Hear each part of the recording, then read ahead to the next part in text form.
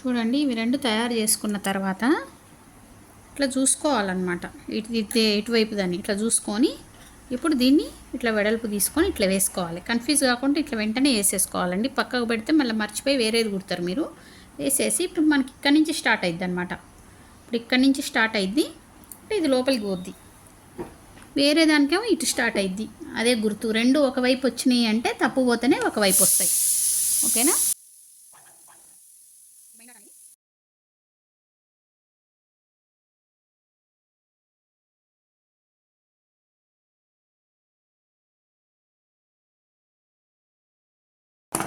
ఇప్పుడు ఇట్లుంది కదా, ఇట్లున్న దాన్ని మనం ఇందులోకి ఇట్లా మడత వేసేయాలి. మడత వేసేసి ఇప్పుడు ఇంకో సైడ్ ఉంది కదా, దీన్ని ఇలా పెట్టి కుట్టేసుకోవాలి.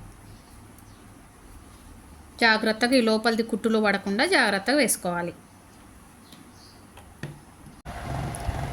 సరే అండి, ఇది కుట్టుకుంటూ నేను మీకు ఒక విషయం చెప్పాలనుకుంటున్నా. ఏంటంటే, నేను కూడా శారీస్ తీసుకొచ్చి సేల్ చేద్దాము ఇట్లా ఆన్లైన్లో ఇట్లా తెలిసిన వాళ్ళకి చెప్తూ వాట్సాప్లో కానీ యూట్యూబ్లో కానీ చూపించి సేల్ చేద్దాం అనుకున్నా.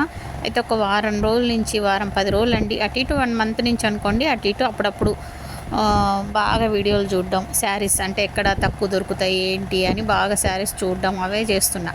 అయితే ఇప్పుడు కూడా సేల్ చేస్తున్నా, కొంచెం కొంచెం తక్కువ తీసుకొచ్చి చేస్తున్నా, ఇంకా ఎక్కువ పెట్టాలని ఆలోచించిన అనమాట.